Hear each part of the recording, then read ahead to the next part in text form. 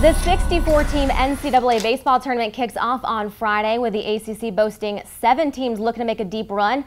Kelly Nash joined alongside World Series champ Joe Borchard.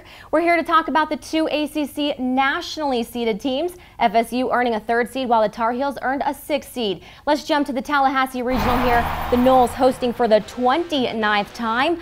They'll face off with UAB, they're the 4th seed. And then Mississippi State, the 2 seed, will face off with number 3 Samford. The winner there gets the winner of the Palo Alto Regional. Number 1 Stanford will face off with number 4 Fresno State, while number 2 Pepperdine will face off with number 3 Michigan State. Florida State had a rough time in the ACC tournament, going 0 for 3. Can they bounce back? I think they're going to be able to. I think the time off is really going to help them. They're going to get a 5-day window to kind of regroup. I'm pretty sure Coach Martin and James Ramsey are talking to these guys saying, hey, let's regroup, let's get ourselves back together. We're not playing our best baseball right now.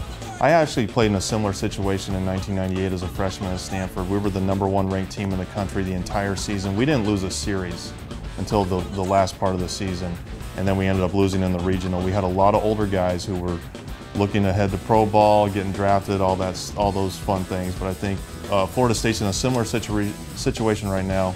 And I think that Ramsey, the undisputed leader of that team, is really talking to them about, hey, let's regroup, let's focus ourselves on making a run to Omaha. Now, speaking of Stanford, if the Noles can get out of their Tallahassee Regional, they could face them in the Supers. That could be a really interesting matchup. You know, Stanford's been kind of streaky this year, and they're just completing a stretch where they've won 9 out of 11, so they're playing pretty well. They have probably one of the best pitchers in the country in Mark Appel. Stephen Piscotty is also a very strong player for them. They have a very balanced offensive attack, .290 team batting average with 44 team home runs. They could be a very interesting matchup for Florida State.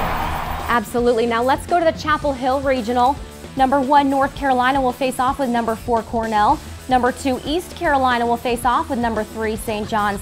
Now looking ahead, the winner there will face off with the Tucson Regional winner, number 1 Arizona. They'll play surprise Big 12 champ Missouri. And number 2, New Mexico State will face off with number 3, Louisville. This Tar Heels team, they've got one of the deepest pitching staffs in the nation. Never mind the fact that they've won 15 of the last 16 games. How do you see them faring in these regionals? I think they benefit from a really good draw here in this regional. Obviously, they can pitch with anybody, and they did. They made a pretty good showing in Greensboro in the ACC championship. They're having some trouble scoring runs right now. I'd really like to see them pick up their offensive production in order to make a deep run in this tournament.